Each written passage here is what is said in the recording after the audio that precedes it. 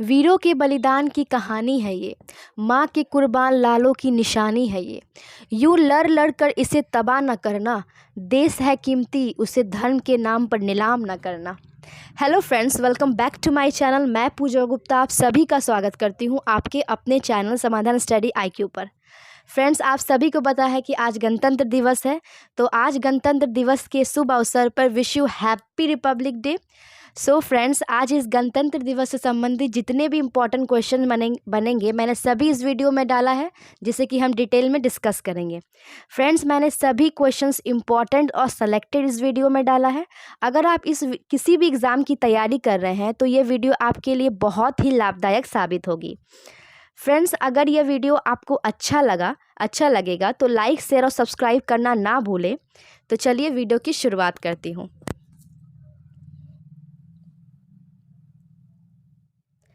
सबसे पहला question friends क्या है कि 26 जनवरी 2022 के गणतंत्र दिवस का कौन सा वर्षगांठ मनाया जा रहा है? तो इसका आंसर है 73। तो 26 जनवरी 2022 के गणतंत्र दिवस का 73वां वर्षगांठ मनाया जा रहा है। इसके कुछ और भी नेक्स्ट क्वेश्चन डिस्कस कर लेते हैं। 26 जनवरी 2022 के गणतंत्र दिवस पर मुख्य अतिथि कौन होंगे फ्रेंड्स? तो इसका आंसर है कोई नहीं। तो 26 जनवरी 2022 के गणतंत्र दिवस पर मुख्य अतिथि कौन होंगे? तो कोई नहीं। पिछले साल भी कोई भी मुख्य अतिथि नहीं थे। ठीक है फ्रेंड्स, नेक्स्ट क्वेश्चन डिस्कस कर लेते हैं। गणतंत्र दिवस पर ध्वजारोहण कौन करते हैं? तो इसका आंसर है राष्ट्रपति। तो गणतंत्र दिवस पर ध्वजारोहण जो राष्ट्रपति करते हैं। और बात की जाए फ्रेंड्स स्वतंत्रता दिवस की, आप सभी को पता है कि भारत जो है 15 अगस्त 1947 में स्वतंत्र हुआ था। ठीक है, तो भारत के स्वतंत्रता दिवस यानी 15 अगस्त को प्रधानमंत्री जो है ध्वजारोहण करते हैं। दोनों इंपॉर्टेंट क्वेश्चन है, याद रखें। नेक्स्ट क्वेश्चन डिस्कस कर लेते हैं। गणतंत्र दिवस पर विभिन्न राज्यों पर ध्वजारोहण कौन करते हैं? तो इसका आंसर है राज्यपाल। तो गणतंत्र दिवस पर विभिन्न राज्यों पर राज्यपाल ध्वजारोहण करते हैं। नेक्स्ट क्वेश्चन डिस्कस कर लेते हैं। गणतंत्र दिवस कब मनाया जाता है? तो इसका आंसर है 26 जनवरी। तो गणतंत्र दिवस जो है 26 जनवरी को मनाया जाता है। ठीक है, नेक्स्ट क्वेश्चन डिस्कस कर लेते हैं।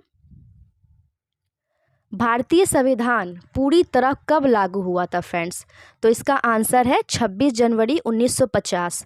तो भारतीय संविधान पूरी तरह 26 जनवरी 1950 को लागू हुआ था। ठीक है फ्रेंड्स, चलिए फ्रेंड्स नेक्स्ट क्वेश्चन डिस्कस कर लेते हैं। गणतंत्र दिवस के पहले मुख्य अतिथि कौन थे? तो इसका आंसर है इंडोनेशिया के राष्ट्रपति सुकर्नो। गणतंत्र दिवस के पहले मुख्य अतिथि इंडोनेशिया के राष्ट्रपति सुकर्नो थे। ठीक है फ्रेंड्स, चलिए फ्रेंड्स नेक्स्ट क्वेश्चन डिस्कस कर लेते हैं। पहला गणतंत्र दिवस समारोह कहाँ आयोजन किया गया था? तो इसका आंसर है इरविन स्टेडियम में। तो पहला गणतंत्र दिवस समारोह जो था वो इरविन स्टेडियम में आयोजन किया गया था। फ्रेंड्स, अभी वर्तमान में इसका जो नाम है, इस स्टेडियम का जो नाम है वो है नेशनल स्टेडियम। ये भी इम्पॉर्टेंट फैक्ट है, याद रखें। चलिए नेक्स्ट क्वेश्चन डिस्कस कर लेते हैं। भारतीय ध्वज को कब स्वीकार किया गया था फ्रेंड्स? तो भारतीय ध्वज को 22 जुलाई 1947 में स्वीकार किया गया था। इम्पॉर्टेंट क्वेश्चन है, याद रखें। ठीक है, चलिए नेक्स्ट क्वेश्चन डिस्कस कर लेते हैं। भारत का राष्ट्रीय गान किसने लिखा था? तो भारत का राष्ट्रीय गान जो था वो रविंद्रनाथ टैगोर ने लिखा था। इम्पॉर्टेंट क्वेश्चन है फ्रेंड्स, याद रखें। तो भारत का जो राष्ट्रीय गान था वो रविंद्रनाथ टैगोर ने लिखा था। इसके कुछ इम्पॉर्टेंट फैक्ट है, पढ़ लेते हैं। रविंद्रनाथ टैगोर द्वारा मूल रूप से बांग्ला में रचित जनगण मन के हिंदी संस्करण को संविधान सभा ने 24 जनवरी 1950 को भारत का राष्ट्रीय गान स्वीकार किया था। ठीक है, यह सर्वप्रथम 27 दिसंबर 1911 को भारतीय राष्ट्रीय कांग्रेस के कलकत्ता अधिवेशन में गाया गया था। फ्रेंड्स, इस समय जो था इसके अध्यक्ष कौन थे? पंडित विश्व नारायण दत्त। ये भी याद रखें, बहुत ही इंपॉर्टेंट क्वेश्चंस है, याद रखें। फ्रेंड्स, राष्ट्रीय जो गान होता है उसे गाने में कितना समय लगता है? तो 52 सेकंड लगता है इस गान को गाने में। बहुत ही इम्पॉर्टेंट फैक्ट है, आप याद रखें फ्रेंड्स, ठीक है। चलिए नेक्स्ट क्वेश्चन डिस्कस कर लेते हैं। गणतंत्र दिवस पर राष्ट्रपति को कितने तोपों की सलामी दी जाती है? तो इसका आंसर है 21। तो राष्ट्रीय गणतंत्र दिवस पर राष्ट्रपति को 21 तोपों की सलामी दी जाती है। चलिए नेक्स्ट क्वेश्चन डिस्कस कर लेते हैं। भारतीय संविधान ध्वज को किसने डिज़ाइन किया है? तो किसने डिज़ाइन किया है? पिंगली वकैया ने, ठीक है। भारतीय संविधान में जो ध्वज है उसके किसे कौन डिज़ाइन किया है? तो पिंगली वकैया ने इनका डिज़ाइन किया है, ठीक है। चलिए नेक्स्ट क्वेश्चन डिस्कस कर लेते हैं। विश्व का सबसे लंबा संविधान किस देश का है? तो किस देश का है? भारत का है। तो विश्व का सबसे लंबा संविधान जो है वो भारत का है। इसके और भी कुछ इंपॉर्टेंट फैक्ट है फ्रेंड्स, पढ़ लेते हैं। सबसे पुराना लिखित संविधान किसका है? अमेरिका का, ठीक है। सबसे पुराना लिखित संविधान जो है अमेरिका का है। संविधान की अवधारणा फ्रांस की देन है। और सबसे पुराना अलिखित, यहाँ अलिखित की बात हो जा रही है फ्रेंड्स, तो अलिखित संविधान जो है वो ब्रिटेन का है। ये भी याद रखें, तीनों ही फैक्ट इंपॉर्टेंट है फ्रेंड्स, याद रखें। फ्रेंड्स, मैंने इस वीडियो में सारे ही इंपॉर्टेंट क्वेश्चंस और सेलेक्टेड क्वेश्चन लाया है। तो फ्रेंड्स, आप इस वीडियो को अंत तक देखें और जितने भी क्वेश्चन मैं इस वीडियो में बता रही हूँ सारे आप एक कॉपी में नोट करें। इसमें से बहुत सारे क्वेश्चंस एग्ज़ाम में पूछे जाते हैं, इसलिए आप वीडियो को स्किप मत कीजिएगा, अंत तक देखिएगा। चलिए नेक्स्ट क्वेश्चन डिस्कस कर लेते हैं। भारतीय ध्वज पर बने चक्र का प्रारूप कहाँ से लिया गया है? तो इसका आंसर है सारनाथ में अशोक के सिंह स्तंभ पर बने चक्र से लिया गया है। तो भारतीय ध्वज पर बने चक्र का प्रारूप कहाँ से लिया गया है? तो सारनाथ में अशोक के सिंह स्तंभ पर बने चक्र से लिया गया है। चलिए नेक्स्ट क्वेश्चन डिस्कस कर लेते हैं। हमारे राष्ट्रीय ध्वज के चक्र में कितनी तीलियां हैं? तो कितनी तीलियां हैं फ्रेंड्स? 24 तीलियां हैं। तो हमारे राष्ट्रीय ध्वज के चक्र में 24 तीलियां हैं, ठीक है। चलिए नेक्स्ट क्वेश्चन डिस्कस कर लेते हैं। भारत सरकार ने राष्ट्रीय चिन्ह को कब अपनाया? तो 26 जनवरी 1950 को भारत सरकार ने राष्ट्रीय चिन्ह को अपनाया था। चलिए फ्रेंड्स नेक्स्ट क्वेश्चन डिस्कस कर लेते हैं। राष्ट्रीय चिन्ह में देवनागरी लिपि में लिखा सत्यमेव जयते कहाँ से लिया गया है? तो इस कहाँ से लिया गया है फ्रेंड्स? मुंडकोपनिषद से लिया गया है।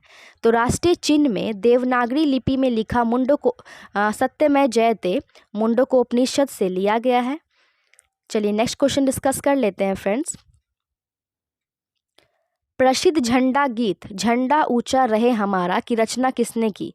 तो किसने की है फ्रेंड्स? श्यामलाल पार्षद ने।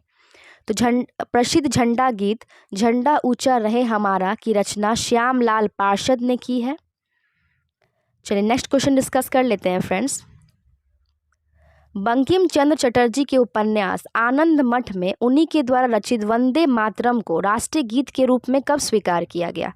तो इसका आंसर है 24 जनवरी 1950 को। तो बंकिम चंद्र चटर्जी के उपन्यास आनंद मठ में उन्हीं के द्वारा रचित वंदे मातरम को राष्ट्रीय गीत के रूप में 24 जनवरी 1950 को स्वीकार किया गया। और भी कुछ इंपॉर्टेंट फैक्ट है, पढ़ लेते हैं फ्रेंड्स। इसे सर्वप्रथम 1896 में भारतीय राष्ट्रीय कांग्रेस के कलकत्ता अधिवेशन में गाया गया। बहुत ही इंपॉर्टेंट फैक्ट है। इसके अध्यक्ष थे रहीतुल्लाह सयानी। बहुत इंपॉर्टेंट फैक्ट है फ्रेंड्स, याद रखें।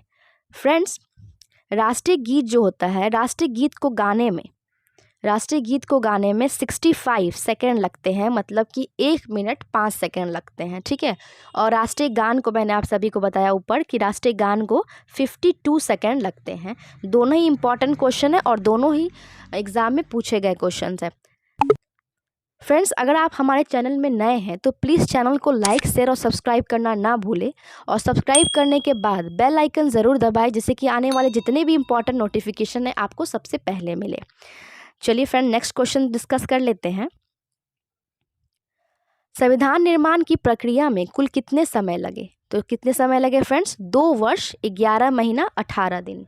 तो भारतीय संविधान के निर्माण की प्रक्रिया में कुल 2 वर्ष 11 महीने और 18 दिन लगे। नेक्स्ट क्वेश्चन डिस्कस कर लेते हैं। संविधान के प्रारूप में कुल कितने दिन बहस हुई है? तो 114 दिन बहस हुई है फ्रेंड्स। संविधान के प्रारूप में कुल कितने दिन बहस हुई है? तो 114 दिन बहस हुई है। इम्पॉर्टेंट है एग्जाम के लिए। नेक्स्ट क्वेश्चन डिस्कस कर लेते हैं। भारतीय संविधान द्वारा संविधान को कब अपनाया गया? तो 26 नवंबर 1949 को भारतीय संविधान द्वारा संविधान को अपनाया गया या पारित किया गया। चलिए नेक्स्ट क्वेश्चन डिस्कस कर लेते हैं। और भी इसके कुछ भी फैक्ट्स है फ्रेंड्स, ये भी देख लेते हैं। इस समय कुल 22 भाग थे, 395 अनुच्छेद थी और 8 अनुसूचियां थी, ये भी याद रखें। और वर्तमान में फ्रेंड्स अभी कितनी अनुसूचियां हैं? तो 12 अनुसूचियां हैं, ये भी याद रखें। चलिए नेक्स्ट क्वेश्चन डिस्कस कर लेते हैं। राष्ट्रीय ध्वज की लंबाई और चौड़ाई का अनुपात कितना है? तो इसका आंसर है 3:2। तो राष्ट्रीय ध्वज की लंबाई और चौड़ाई का अनुपात 3:2 है। फ्रेंड्स, यही क्वेश्चन एग्जाम में घुमा के पूछा जाता है कि राष्ट्रीय ध्वज की चौड़ाई और लंबाई का अनुपात कितना है। तो चौड़ाई अगर पूछी जाएगी तो 2 और लंबाई पूछी जाएगी तो 3, याद रखें। चलिए नेक्स्ट क्वेश्चन डिस्कस कर लेते हैं। राष्ट्रीय ध्वज का केसरिया रंग किसका प्रतीक है? तो राष्ट्रीय ध्वज का केसरिया रंग जो है वो जागृति, शौर्य और त्याग का प्रतीक है। ठीक है। बात की जाए सफ़ेद रंग की, तो फ्रेंड्स सफ़ेद रंग जो है सत्य और पवित्रता का है। हरा रंग जीवन समृद्धि का प्रतीक है। इम्पॉर्टेंट है एग्जाम के लिए। चलिए नेक्स्ट क्वेश्चन डिस्कस कर लेते हैं। राष्ट्रीय ध्वज को संविधान सभा में किसने प्रस्तुत किया? तो राष्ट्रीय ध्वज को संविधान सभा में हंसा मेहता ने प्रस्तुत किया। ठीक है। तो राष्ट्रीय ध्वज को संविधान सभा में किसने प्रस्तुत किया फ्रेंड्स? हंसा मेहता ने प्रस्तुत किया। नेक्स्ट क्वेश्चन कर लेते हैं। राष्ट्रीय गान गाने में कितना समय लगता है? मैंने पहले ही आपको बताया है कि राष्ट्रीय गान गाने में 52 सेकंड लगते हैं, और राष्ट्रीय गीत गाने में फ्रेंड्स कितने समय लगते हैं? तो 1 मिनट 5 सेकंड लगते हैं, मतलब 65 सेकंड लगते हैं। राष्ट्रीय गान गायन का समय 52 सेकेंड है, मतलब 52 सेकेंड है, तथा इसकी संक्षिप्त अवधि की बात की जाए तो संक्षिप्त अवधि जो होती है 20 सेकेंड की होती है, जिसमें कि प्रथम और अंतिम पंक्तियां गाई जाती है। इंपॉर्टेंट फैक्ट है, याद रखें। ठीक है फ्रेंड्स। चलिए नेक्स्ट क्वेश्चन डिस्कस कर लेते हैं। भारतीय संसद के अधिवेशन का प्रारंभ किस गायन से होता है?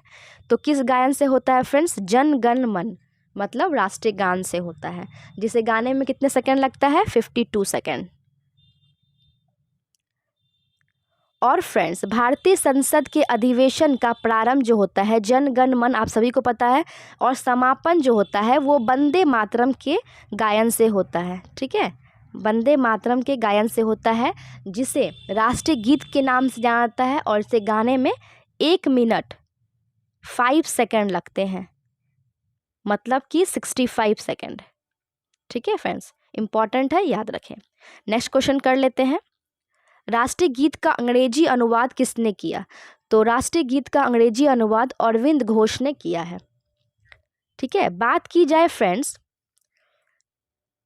राष्ट्रीय गीत की उर्दू अनुवाद की, तो राष्ट्रीय गीत का जो उर्दू अनुवाद था वो आरिफ मोहम्मद खान ने किया था। इम्पॉर्टेंट फैक्ट है। रविंद्रनाथ टैगोर ने राष्ट्रीय गान का अंग्रेजी अनुवाद मॉर्निंग सॉन्ग ऑफ इंडिया 1919 में किया है। ये भी याद रखें फ्रेंड्स। इसमें 2 क्वेश्चन देखने को मिल रहा है फ्रेंड्स आपको। बात की जा रही राष्ट्रीय गीत का अंग्रेजी अनुवाद, तो राष्ट्रीय गीत की अंग्रेजी अनुवाद जो है अरविंद घोष ने की है, और राष्ट्रीय गान जो का अंग्रेजी अनुवाद जो है मॉर्निंग सॉन्ग ऑफ इंडिया, इसका जो किया है वो है रविंद्रनाथ टैगोर ने 1919 में किया है, और राष्ट्रीय गीत का उर्दू अनुवाद आरिफ मोहम्मद खान ने किया है। चलिए नेक्स्ट क्वेश्चन डिस्कस कर लेते हैं। सर्वोच्च न्यायालय ने किस अनुच्छेद के तहत राष्ट्रीय ध्वज को फहराने का अधिकार को मौलिक अधिकार के रूप में घोषित किया है? तो इसका आंसर है 19 का ए, मतलब क। सर्वोच्च न्यायालय ने 19 के क के तहत राष्ट्रीय ध्वज को फहराने का अधिकार मौलिक अधिकार के रूप में घोषित कर दिया गया है।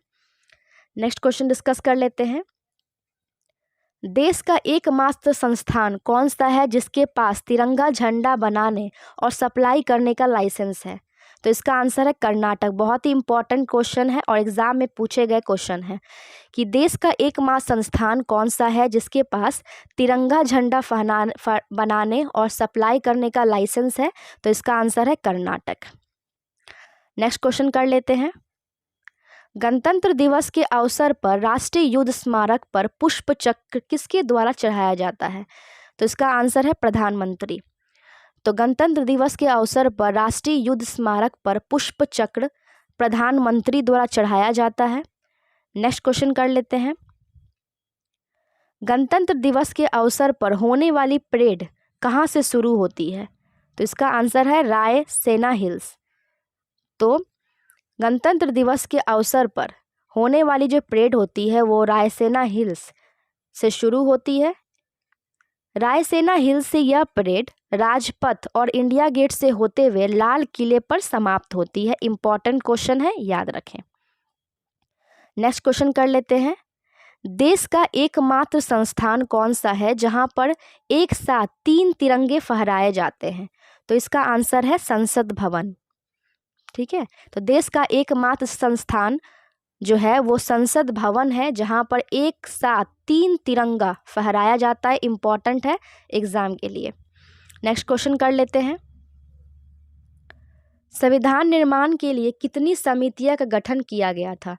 तो कितनी समितियों का गठन किया गया था? तो 22 समितियों का गठन किया गया था। ठीक है फ्रेंड्स, नेक्स्ट क्वेश्चन कर लेते हैं। और भी फैक्ट है, ये भी पढ़ लेते हैं। इन सभी समितियों में सबसे प्रमुख समिति जो थी वो प्रारूप समिति थी, जिसका अध्यक्ष कौन थे? डॉक्टर भीमराव अंबेडकर थे।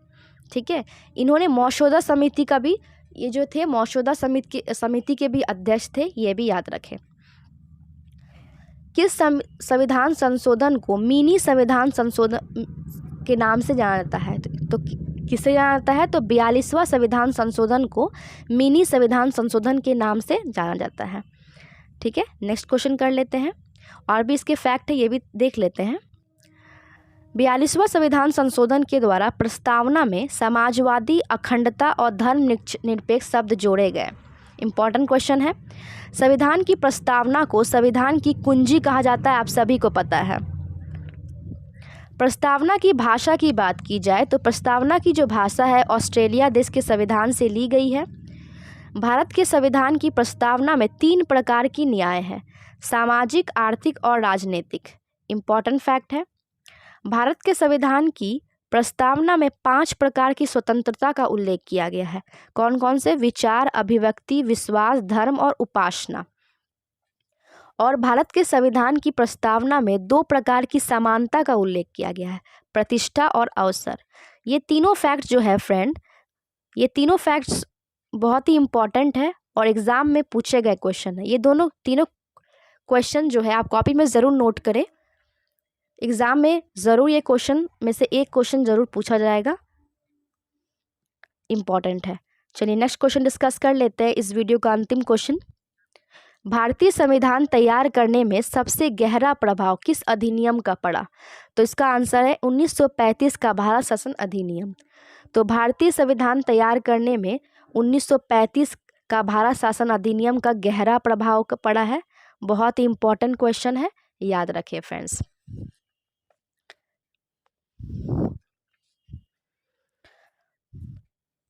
ये भी याद रखें फ्रेंड्स कि 1935 के जो अधिनियम थे उस समय जो थी 321 जो थी अनुच्छेद थी और इसमें 10 अनुसूचियां थी। ये भी याद रखें और कॉपी में ज़रूर नोट करें। तो फ्रेंड्स, ये रहा आज के गणतंत्र दिवस के कुछ इम्पॉर्टेंट और बेनिफिशियल क्वेश्चन। आशा करती हूँ फ्रेंड्स कि ये वीडियो आपको बहुत ही हेल्पफुल लगेगी। वीडियो अगर अच्छा लगे तो फ्रेंड्स प्लीज़ लाइक शेयर और सब्सक्राइब करना ना भूलें और बेल आइकन ज़रा दबाना ना भूलें, जिससे कि जितने भी इम्पोर्टेंट क्वेश्चन, जितने भी इम्पोर्टेंट वीडियो मैं जो अपलोड करूँगी आपको उसका नोटिफिकेशन सबसे पहले मिले। तो फ्रेंड्स एक बार और मैं आप सभी को बोलूँगी कि wish you happy Republic day. कल मिलते हैं नए जोश और उमंग के साथ। जय हिंद, जय भारत।